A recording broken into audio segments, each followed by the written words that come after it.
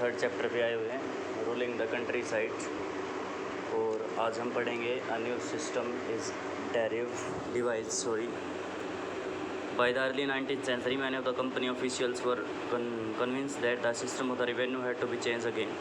How could revenue be fixed on a permanently at the times when the company needed more money to meet its expensive of the administration and trade?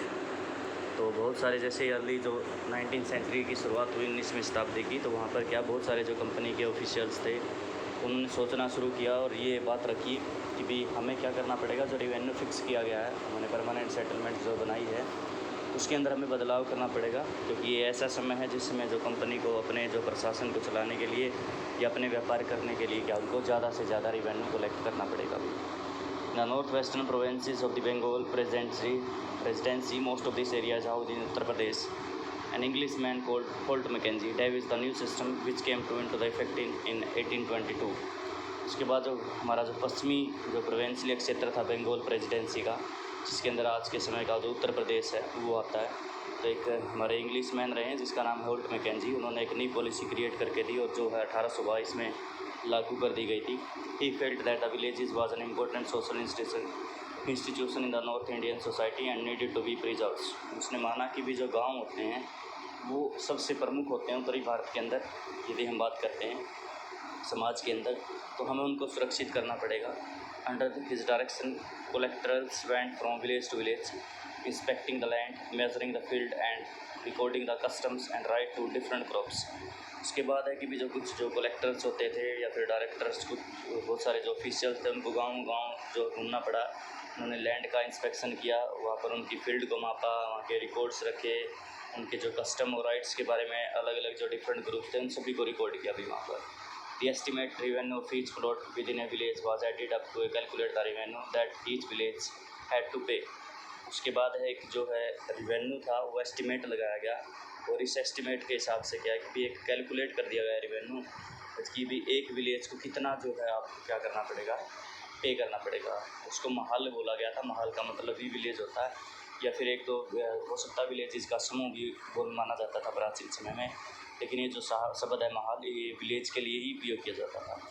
This demand was to be revised periodically, not permanently fix. The charge of collecting the revenue and paying it to the company was given to the village headmans rather than the zamindars. This system came to be known as the Mahalwari settlements. उसके बाद ये बोला गया कि भी जो demand है revenue जो लिया जा रहा है ये फिक्स नहीं है, उसको बढ़ाया या घटाया जा सकता है अपने हिसाब से। उसके बाद है जो ये जो कंपनी को ये जो पैसा था, ये टैक्स था जो इकट्ठा करने का जो कार्य था पहले ज़मींदार को होता था, उनको ये छोड़ दिया गया था। उन्होंने क्या है कि जो गांव होता था, गांव का जो हेड होता था, उसको ये कार्य सौंप दिया गया था, और इसको क्या है एक महलवारी सेटलमेंट के नाम से जाना जाता है भाई। उसके बाद दूसरा सिस्टम है हमारा मुनरो सिस्टम है। In the British territory in the south there was a smaller similar move away from the idea of the permanent settlements. The new system was devised came to be known as the रियतवाड़ी और ryotwari.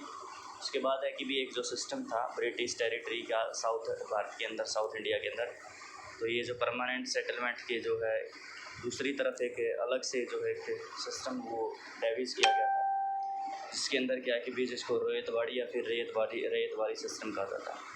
It was tried on a small scale by Captain Alexander Reed in some of the areas that were taken by the company after the wars with the Tipu Sultan. वो जो एक British रहे हैं जिसका नाम है Alexander reads थे captain, उन्होंने एक छोटे से जो इलाके के ऊपर इसको एप्लीकेबल करके देखा था, इसको लागू किया गया था इस पॉलिसी को वहाँ पर।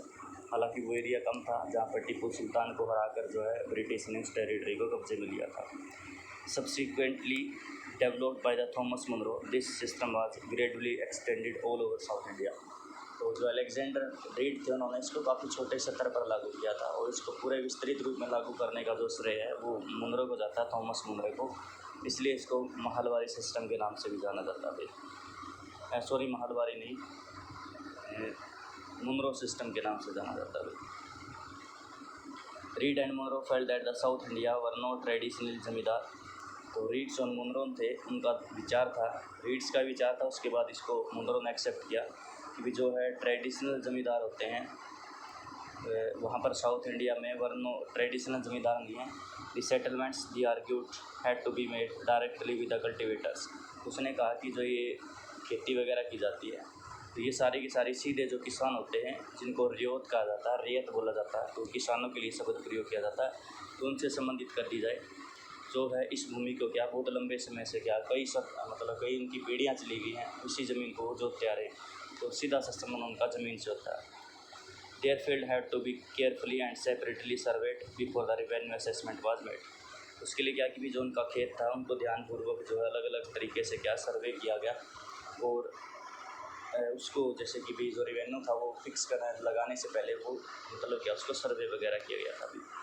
Munro thought that the British should act as paternal father figure protecting the ryots under their charges. उसके बाद कहा कि भी उनका सोचना था कि भी जो है इनके जो है क्या है कि भी पैटर्नल बोलेंगे, पैटर्नल समझते हैं क्या समझाएं इसको, होता तो है एक पैतृक तो बोला जाता है, एक पैतृक शब्द बोला जाता है कि पैतृक है ये फादर है इनके जो क्या है protecting the rights under their charges, यानी कि अब ब्रिटिश क्या है इन रेत को क्या है अपना जो है अपने जो पूर्वज के रूप में क्या इनकी सुरक्षा करेंगे।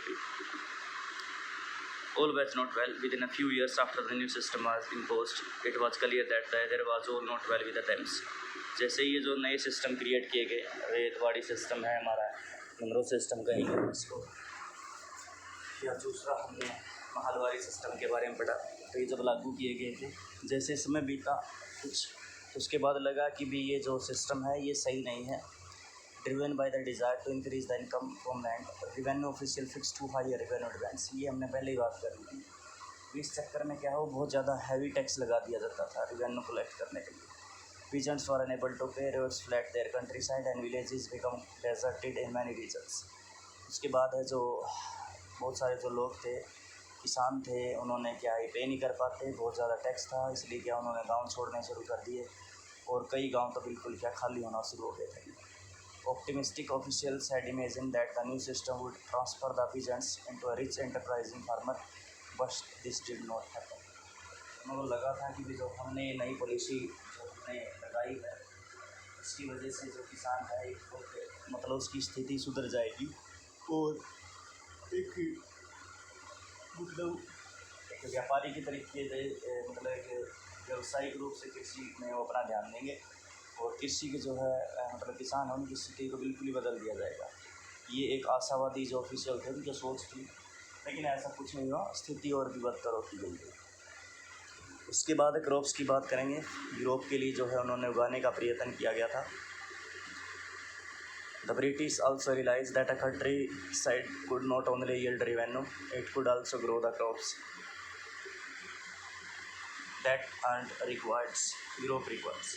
उसके बाद ब्रिटिश को लगा कि भी हम केवल ग्रामीण क्षेत्रों के अंदर हम अपना सिर्फ और सिर्फ रेवेन्यू जनरेट नहीं करेंगे टैक्स लगा कर, इसके अलावा जो डिमांड है यूरोप के अंदर जो फसलों की, हम उन फसलों को क्या है इन भारत के अंदर उगाने का प्रयत्न करेंगे। By the late 18th century the company was trying its best to expand the cultivation of अफीम एंड इंडिगो।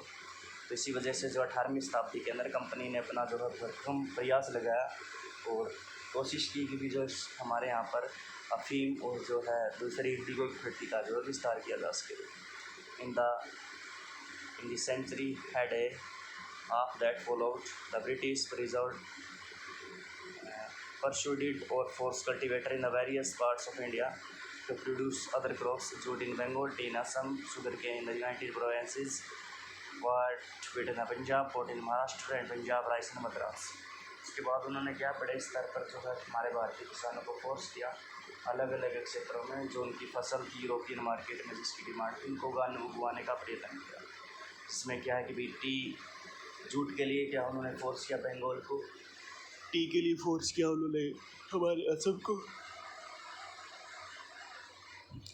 हमारे लिए गन्ना था वो हमारे उत्तर प्रदेश, हमारे लिए गेहूँ पंजाब, हमारी कपास महाराष्ट्र पंजाब और मद्रास के अंदर चावल को उगाने के लिए उनको फोर्स किया भाई। How was this done? The British used a variety of methods to expand the cultivation of crops that they needed. Let us take a closer look at the story of one such crops, one such methods of products।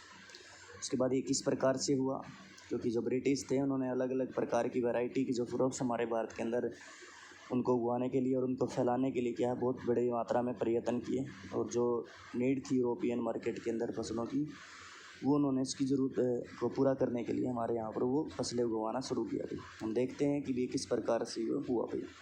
Does colour have a history, क्या कलरों का भी कोई इतिहास होता है। Figure 5 and 6 are the two images of cotton prints, ये cotton prints के दो एग्जाम्पल हैं। The image on of the left shows a kalamkari prints created by the weavers of the Andhra Pradesh in India. Figure 5 है जो हमारी भारत के अंदर बनाई गई है आंध्र प्रदेश के अंदर से, और another right is a floral cotton print design and produce by the William Morris, a famous poet and artist of 19th century Britain. तो ये ब्रिटेन में बनाई गई है, जो पोइट हैं उनके द्वारा बनाई गई है। There is one thing common in the two prints, both are use a rich blue color commonly called indigo. Do you know how color was produced? देखो इसमें जो दोनों इमेजेस तो दिखाई गई हैं, एक भारत के अंदर और एक ब्रिटेन के अंदर, दोनों में क्या है कि इंडिगो जो कलर का लिए उपयोग किया जाता था उसका उपयोग किया दोनों ने। तो आपको पता है कि ये इंडिगो कहाँ पर प्रोड्यूस किया जाता है। The blue that you see in this prints was produce from a plant called indigo. जो आप ये नीली जो कलर दिखाई दे रहा है ये तो इंडिगो से प्राप्त किया जाता है, जो पौधा होता है इंडिगो।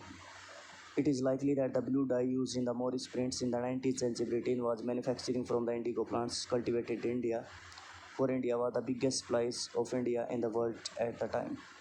तो ये जो विलियम मॉरिस द्वारा जो है जो ब्लू डाई की गई है, और जो 19वीं शताब्दी के अंदर ब्रिटेन के अंदर क्या मैन्युफैक्चर किया जाता था इंडिगो, ये जो है हमारे यहाँ से जो प्राप्त किया जाता था, हमारे यहाँ पर खेती की जाती थी, और उस समय भारत के अंदर जो नील का उत्पादन होता था वो बहुत ही ज़्यादा मात्रा में वर्ल्ड फेमस हुआ करता था। बस भाई आज के लिए काफ़ी है।